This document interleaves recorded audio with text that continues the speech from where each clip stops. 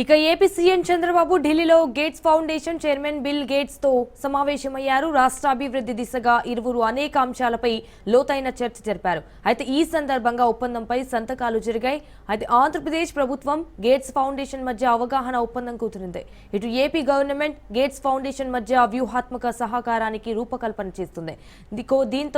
దీనిలో ఆంధ్రప్రదేశ్ ప్రభుత్వం గుర్తించిన భాగస్వాములకు రాష్ట్ర ప్రభుత్వ కార్యక్రమాలలో వివిధ ప్రయోజనాల కోసం గేట్స్ ఫౌండేషన్ మద్దతిస్తుంది. ఈ భాగస్వామ్యం ద్వారా ఆరోగ్య విశ్లేషణ, ఆటోమేటెడ్ డయాగ్నోస్టిక్స్ కోసం ఏఐని ఉపయోగించడం జరుగుతుంది. అయితే వ్యవసాయంలో ఏఐ ఆధారిత సలహా వేదికలు, ఖచ్చితమైన వ్యవసాయం వనరుల నిర్వహణ కోసం ఉపగ్రహ ఆధారిత వ్యవస్థలను ప్రవేశపెట్టనున్నారు. అవగాహన ఒప్పందం ద్వారా వచ్చే ఫలితాలు మన రాష్ట్రానికి మాత్రమే కాకుండా ఇతర ప్రాంతాలకు కూడా ఆదర్శంగా నిలుస్తాయని చంద్రబాబు అన్నారు. అయితే డేటా ఆధారిత ఆవిష్కరణ ద్వారా ఆంధ్రప్రదేశ్ను అభివృద్ధిలో అగ్రగామిగా నిలపడానికి ముఖ్యమంత్రి చేస్తున్న కృషిని బిల్ గేట్స్ ప్రశంసించారు.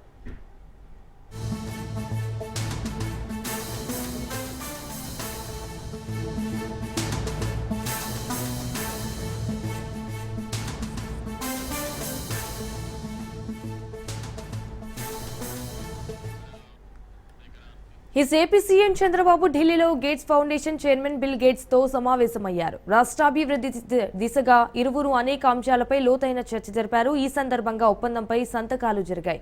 అయితే ఆంధ్రప్రదేశ్ ప్రభుత్వం గేట్స్ ఫౌండేషన్ మధ్య అవగాహన ఒప్పందం కుదిరింది. ఇటు ఏపీ గవర్నమెంట్ గేట్స్ ఫౌండేషన్ మధ్య వ్యూహాత్మక సహకారానికి రూపకల్పన చేస్తుంది.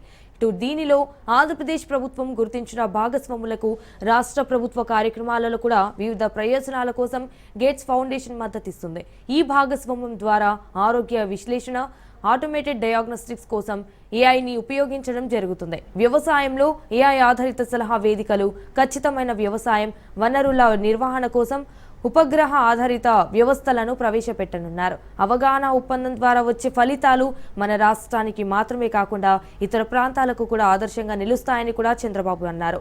ఇటు డేటా ఆధారిత ఆవిష్కరణ ద్వారా ఆంధ్రప్రదేశ్ను అభివృద్ధిలో అగ్రగామిగా నిలపడానికి ముఖ్యమంత్రి చేస్తున్న కృషిని బిల్ గేట్స్ ప్రశంసించారు.